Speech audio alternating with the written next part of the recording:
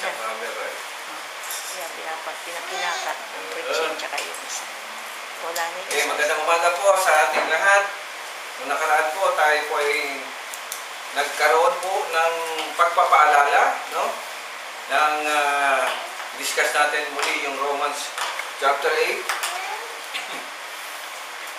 Sabi doon, sa ganang akin, ang pagtitiis sa kasalukuyan, sa 8:18 ay hindi maihambing sa inihayag sa kaluwalhatian sa atin. So, yun yung sa magandang pag-ano sa atin, no? Verse 27, naunawa ng Diyos na nakakasaliksik ng puso ng tao, ang ibig sabihin ng Espiritu. Yung Espiritu na po ang dumudulog. At ang verse 28, alam natin yan. Alam natin sa lahat ng bagay, ang Diyos ay gumagawang kasama ng mga nagmamahal. Palagi po natin siyang kasama. Sa hirap at ginhawa, ang lahat po yan ay ating mapapagtagumpayan. Amen? Tayo muna yung manalangin, dakilang Diyos. Maraming salamat sa pagmuling pagkakataon na kami po ay makapagtipon bilang magkakapatid at baka kami ng iyong malinis sa katawan. Kabayan po nyo kami sa amin po fellowship nito, Lord, sa aming po pag-aaral ng iyong masalita. Kabayan lamang po katotohanan na siya po aming malaman, aming matanggap po sa iyo. Guide us and bless us in Jesus' name. Amen.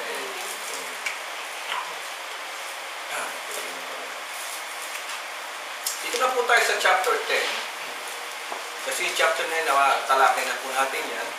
At ito ay patungkol sa mga Israelita. No? Sa mga Israelita. Now, paalala nga pala, sa panahon natin ngayon, napakalungkot lang ng mga Israelita dahil sa mga pangyayari na historically sa Biblia ay nabaliwala na po. No? Sa iba pong mga fellowship, pag sinabi nilang, ay, mga Israelita, Old Testament pa yan. Hindi kasama. Nandito na tayo sa New Testament. Yung mga bayang itinakwil ng Panginoong Diyos. Ngayon, ang malaga ngayon yung bago. At saka wala na ngayong Israelita, wala nang hindi, lahat ay isa na sa ating Panginoon. Maganda pong pakinggan yun, mga kapatid. Pero pag binasa mo ang Biblia, may sinabi doon sa chapter 9 na ang pagkawala ng Israelita ay pansamantala lang. Mabigat. Kasi pag inalis mong Israelita, tatanggalin mo si Abraham. Si Abraham po ang ama ng ating pananampalataya. Pare tayo riyan. Amen. Dati kasi, ang sentro ng Christianity, Jerusalem, Israel talaga. Yan po yan. Unti-unti, nung nawala na po yung bayang Israel, nawala po kasi sila, no? Dahil sila po ay nasakop ng ibang bansa. Ay, kailan lang sila nakabalik? 1948 lang. Kailan lang yun? Matanda pa nga yung mga magulang natin. So, sila tata, 1941, 1942. Nauna pa sila ipanganak kaysa doon sa pagkabalik ng bansang Israel. Kaya nga, sa mga fellowship na lumabas, well, sabi naman ng Biblia ng Panginoon sa Kristo, sa huling araw mag-ingat kayo kasi magkakaroon nga ng mga false prophets, false teachers, lahat talaga ng false, lalabas dyan. At ang siya nga dito sa pinakamalungkot, yung iitsapuera mo, yung bayan ng Panginoon sa Kristo. Well, in fact, ang Panginoon sa Kristo ay isang Israelita. Israelite siya. Kaya yun ang mabigat. Si Paul nga ay Israelite din. Nakita niya na, doon niya na-realize yung ginawa ng kanyang kababayan. Mali nga naman. Pinili sila ng Diyos, pero hindi nila napangatawanan yun. Nireject pa nila yung anak ng Diyos, yung Son of God, o yung Mashiach, o yung Messiah, nireject nila. Kaya ang isa nilang maling ginawa. Na hanggang ngayon naman mga kapatid, aminin ko rin, hanggang ngayon, naghahanap pa rin sila ng Messiah. Hanggang ngayon po, 2025 na. At ang malungkot, nakita ko nga doon sa dumating na raw na naman ang edad. Lalaki rin po yung Messiah, hindi ko babanggitin yung pangalan, 33 years old din siya. At ang lahat ng rabay ngayon, doon sa Israel, sa kasalukuyan, sa kanya po, pumupunta, nagtatanong kung ano na nangyari. Pogi rin yung Messiah, pogi sabi nila, hindi, dumating din tunay na Mesaya. In fact,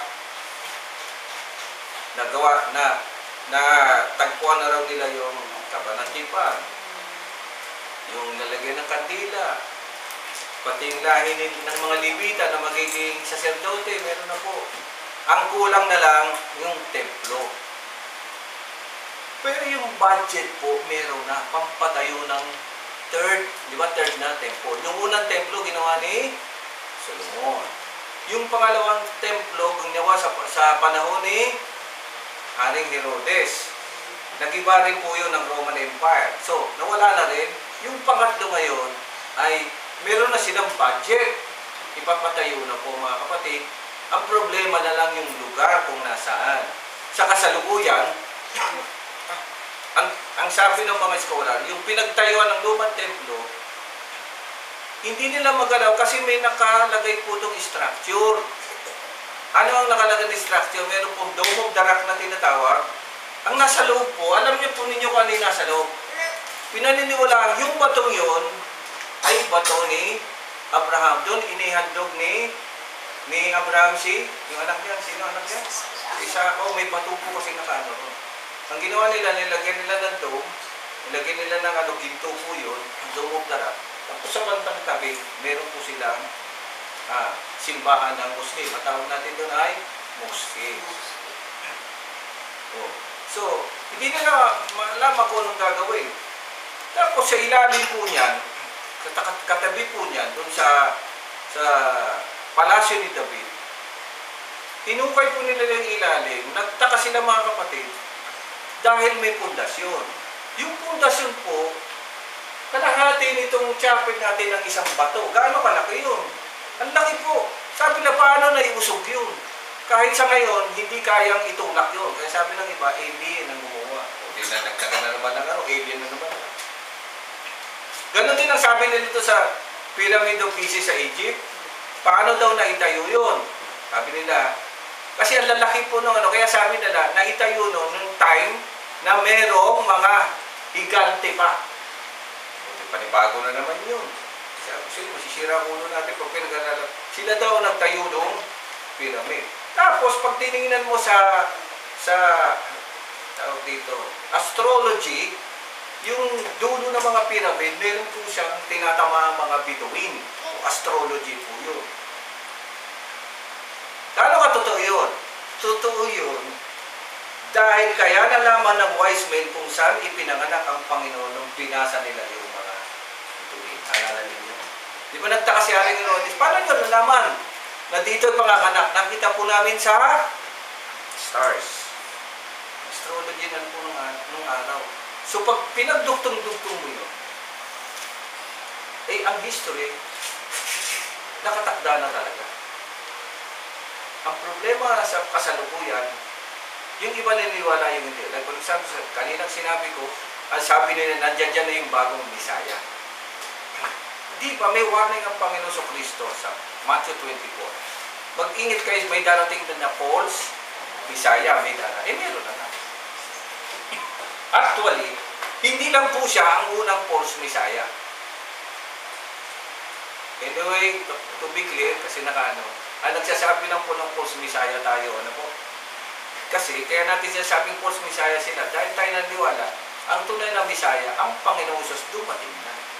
Sa kanila mali, si Jesus, hindi nila tinatawag na false Messiah. Naniniwala silang isa siya sa mga Messiah. Ang problema kasi sa Panginoon sa Kristo, namatay. Amen. Noon kasi, baka hindi lang ilang Messiah na dumating. Pag ang Messiah dumating at namatay, hindi pa po siya yung pinaka-true Messiah. Hindi po ba namatay ang Panginoon sa Kristo? Amen. Hindi po ba nung namatay ang Panginoon sa Kristo, nalibing?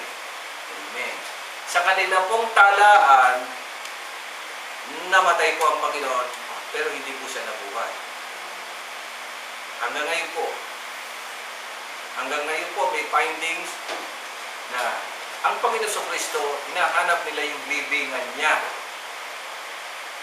Amen. Hinahanap nila yung libingan. Talaga ay nilang maniwala na ang Panginoon sa Kristo ay muling nabuhay. Now, sino lang nakakalam na siya ay muling nabuhay? Ito lang. Amen? Sino ang nagsabi na muli siyang nabuhay?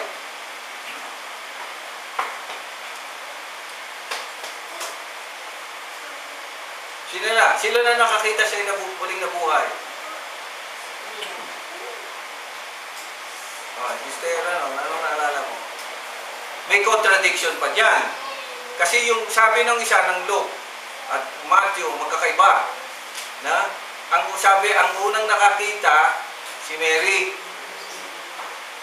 Sumunod na nakakita, hindi, yung dalawang alagad.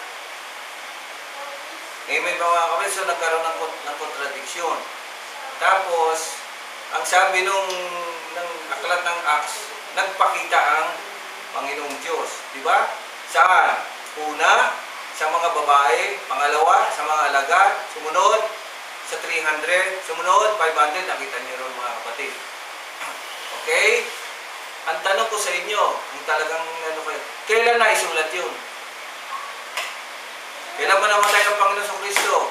AD 33. Kailan na isulat itong aklat ng Mark, dahil yun ang kauna-unang gospel, kailan nasulat?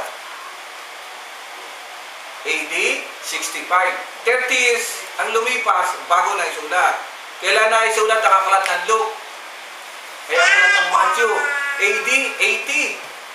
50 years ang lumipas. Kailan na isulat ang aklat ng John?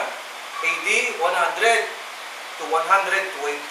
100 years na ang lumipas. Nasaan ang original na manuscripts? Wala po.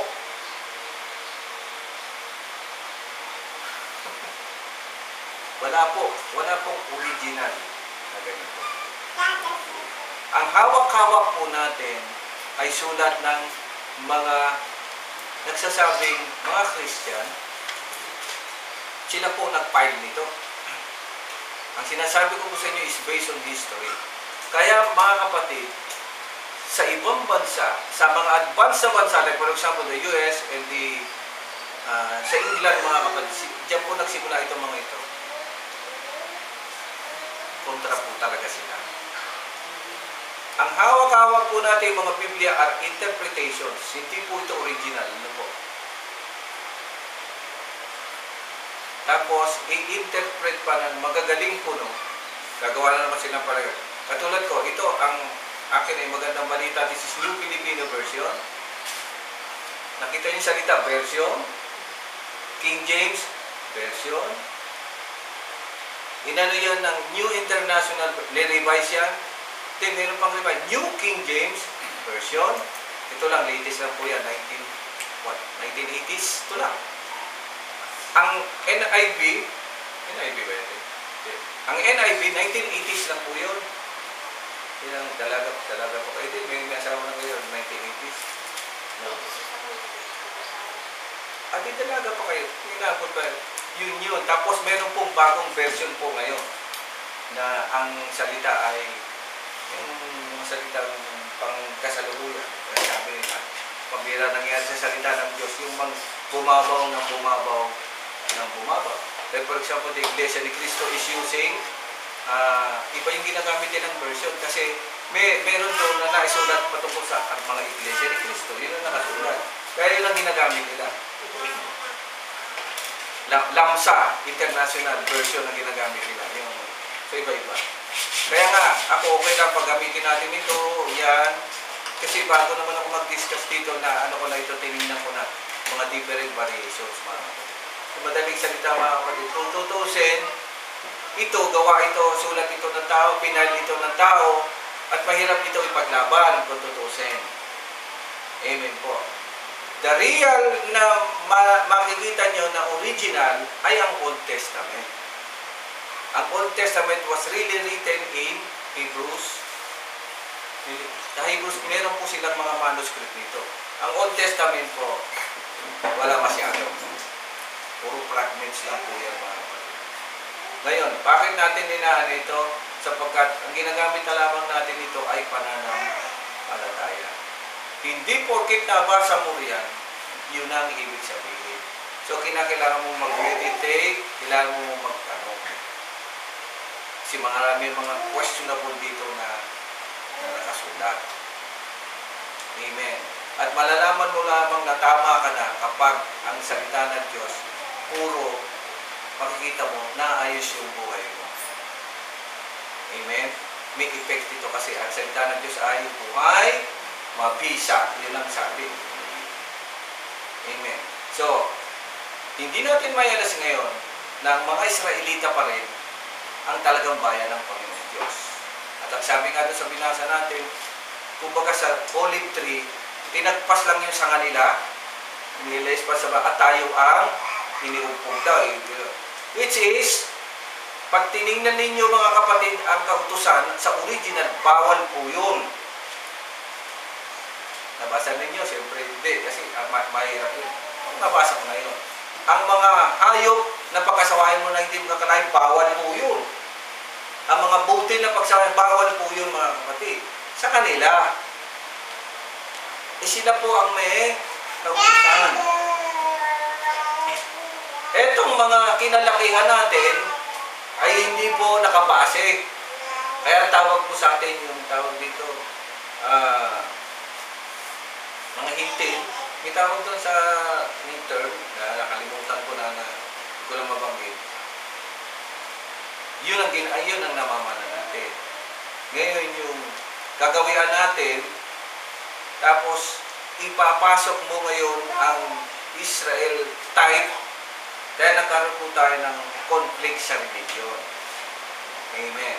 Kasi karamihan, yung ibang religion po nakabase talaga sila sa Old Testament. Pati kakainin dito, bawal. Nung kinagisa natin, hindi naman po. Kasi hindi naman tayo Israelita. Pati yung araw ng Sabat, diba? Sa kanila, ang 7th day ay Sabat. Sa atin, ang 7th day natin, Sunday. Which is, tawag dito, hindi siya maka-Israelita, mga kapatid. Ang tawag ng text sa term na yun? Hindi, yung nakalimutan ko yung mismong term, mga kapatid. Kaya nagkakaroon po tayo ng kontra-kontra. Ang saksi ni Jehovah hindi gumagamit ng New Testament, Old Testament din ang ginagamit. Kaya mga batas nila, mga sinaluma. Pero hindi naman sila Israelita. At ang bandang huli, mga kapatid, ito'y warning sa atin. Tandaan niyo sa bawat religion lumalabas, mayroon po mga bulaang guro. False prophet. Kapag sinabi nila na nag-reveal ang Panginoong Diyos sa akin, automatic false prophet na yun. Kaya sabi, amen? Ang bawat religion may founder. Kaya yung mga founder na yan, puro false prophet yan, punto pusin. Kasi sa kauliwlihan talaga, ang kauliwlihang dumating ay ang Panginoong Jesucristo lang. Even sila Peter, hindi po sila nagaganyan. Hindi na sinasabi kami mga ganito-ganon nila. Pero may warning sila dyan. Amen? So, tingnan natin ngayon, nasa New Testament tayo.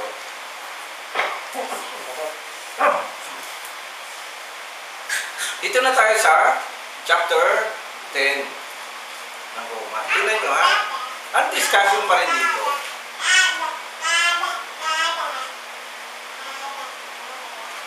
Ay patungkol sa mga Israelita. Okay.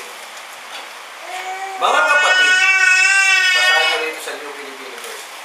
Ang maramdam kong nais sa dalangin sa Diyos ay maligtas sila.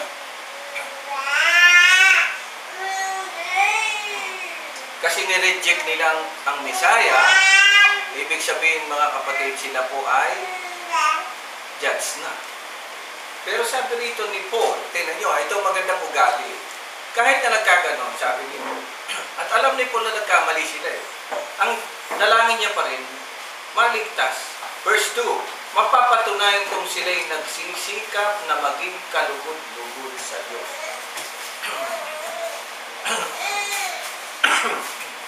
Subalit mali ang kanilang batayan. Nakasulit ba niya? Pakibasa mo nga dyan, Sister Mystic. Ano bang version niya?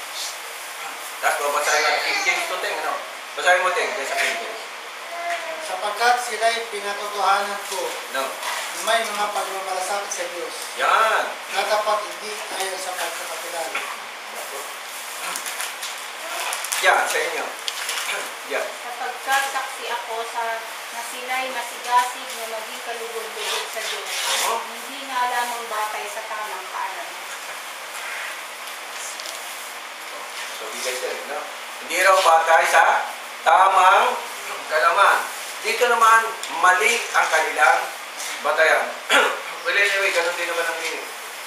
Ibang version, di ba yan? Yes. Sige, yan, ESV yan. Ano sabi ng ESV? Brothers, my heart's desire and prayer to God, for them is that they may be saved. Mhm. For I bear them witness that they have a seal for God, but not according to knowledge. Meron silang seal. Tama naman. Dapat naman sila, but not according to knowledge. Bakit sinabi ni Paul? Sa kanila binigay ang ang lahat. Tandaan niyo mga kapatid, there are 513 laws. Ang dami nun. 513 laws covering lahat po yan. Patungkol sa damit mo, patungkol sa kakainin mo, patungkol sa lahat ang gagawin mo sa buhay, nakasulat po. Kaya sila mga kapatid, very strict sila. Nasundin ang lahat ng ito. Amen. Ang problema lang, literal talaga. Alam niyo siya, sa kanila kasi lahat ng bagay literal. Amen. For example, ang babae nagkaroon ng menstruation, 7 days. Literal po yun. Hindi ka pwede makipagtalik. Hindi ka pwede magsimba. Doon ka lang sa isang sulok, doon sa loob ng bahay mo. On the 8th day, malinis ka na. Tama, kasi wala na. Kinakailangan mo pang maligo doon sa mikve na tinatawag. Pupunta ka ron, yung po pinagbasihan natin ng bautismo mga kapatid. Yung mikve, ano ang mikve? Ang mikve ay isang lubluban ng tubig. Ang tubig doon ay buhay po. Hindi pwede yung mineral. Ibig sabihin, yung tubig na yun nanggagaling po sa ilog, tapos lalabas po sa kanal. Ibig sabihin, pag naglublub ka ron, yung dumumi mo, lalabas. Kaya na ang bautismo sa totoo lang, dapat sa ilog. Bakit? Alam ng lahat ng filosofiya yan. Ang tubig ay nakakabilig. Dahil once na lumublog ka riyan, yung kasalukuyan, nagiging nakaraan ka agad. Naging sa inyo ang filosofiya. Nothing stays underwater. Under living. Kaya nga pinabautismo niya. Pag pinabautismo ka dyan, yung kasalanan mo rin. Isa ka na. Pag-ahon mo, isa ka ng bagong nilala. Yun ang mga ginagamit dyan mga kapatid. Yung iba din mo alam eh. Saan pinautismuhan? Sa tabo, sa tubig. Hindi, ibig sabihin nawawala yung meaning. Kaya nga mga kapatid, ang Panginoon is a living water. What do you mean by living water? Nothing stays the same. Mamaya nandyan yan, mamaya wala na. Sabi nga, ang tubig ay katumbas din ng orasan. Anong orasan? Ante.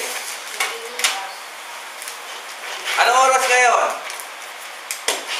11:15 and 50 seconds. Bago na mga ate kasi 55 seconds na. Naiintindihan nyo? Tumatakbo. Walang permanente.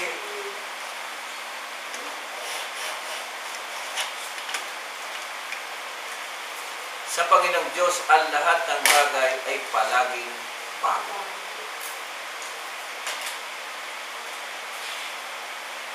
Palagi kang bago. Kanino yan? Kaninong filosofiya? Kaninong ano yan? Sa mga Israelita. Pero anong nangyari? Kahit ang dami nilang alam, ito yung warning sa atin, kahit kaano kung hindi mo magagamit sa tama, wala ito. Sabi ngayon, not according to knowledge. Kaya naman po, talino sila pero mali ang application. Sabi rito, maganda to sa inyo akin, mali ang naging batayan. not according to knowledge. Amen. Masakit na ba ulo niyo mga kapatid? Hindi mag-alala, maraming pa yan. Ano ang problema? Yung salita ng Diyos na ibinigay sa kanya, there are 513 commandments. No? Sa palagay niyo sa dami yun, hindi ba sapat na makapagpangnawa sa inyo? Ang dami po yun. Pero ang sabi nun, mali ang kanyang. Sabi nito, verse 3, sapagkat hindi nila nakilala ang pagpawalang sala sa nakaloob ng Diyos at nagsikap silang magtayo ng sarili nilang pamamaraan sa halip na sundin ang pamamaraan ng Diyos. Aray ko rito mga kapatid. Yan ang sakit po ng tao mga kapatid. Nangyari ba yan? Binasa na kanina ni Pastor Eteng yan sa Genesis chapter 3. May paraan ng Diyos. Anong ginawa ni Adan? Amen. Sino ba ang dapat may authority, si Adan o si Eva kung tutusin? Si Adan. Sino nakipag-usap? May mali na po ba? Kitang-kita mo na kagad mali. Dapat ang sinabi ni Eva, huwag po kung kausapin nyo, yung asawa ko. Sa panahon natin, atin lang ito. Ang paano sa iba? Ang hilig sa ganun eh. Hindi ka naman dapat ikaw ang gaganap niyan, ginagawa mo. So, doon pala makakaroon talaga ng hidden problem. Hindi mo makikita, pero pag makikita mo na, lalabas na lang yung problema. Amen? So, sana kakakuha tayo ng wisdom dito, mga kapatid. Pag nagkayo, gumawa ka ng sarili mong paraan, ano mangyayari? Yan. Hindi yan paraan ng Panginoong Diyos. Si Kristo ang hangganan ng kautusan. At sa gayon, sino mang mananalig sa Kanya ay pawawalang sala. Like for example, bakit napunta rito? Sa kanila kasi, pag nagkasala ka, ano ang batas?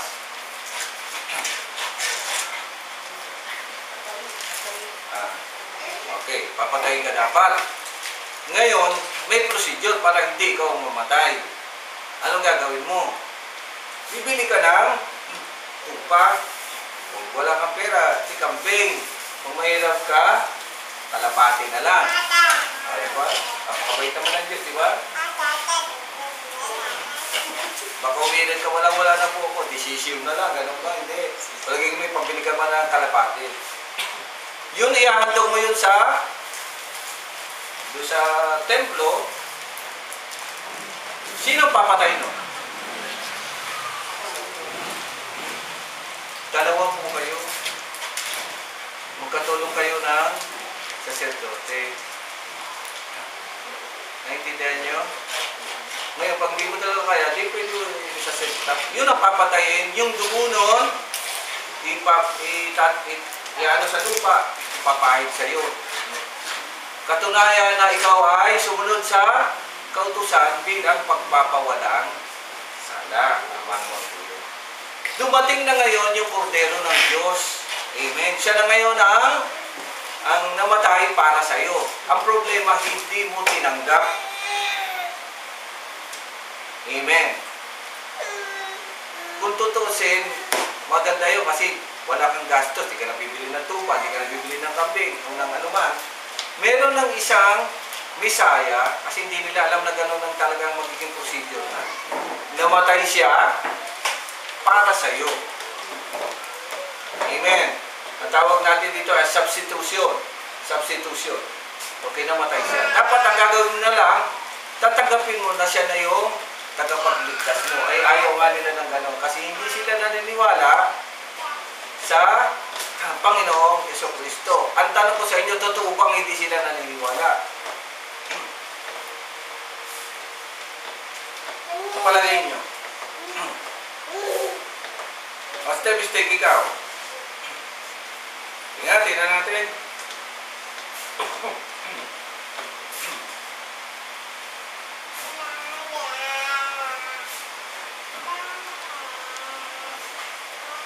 O, tingin ikaw.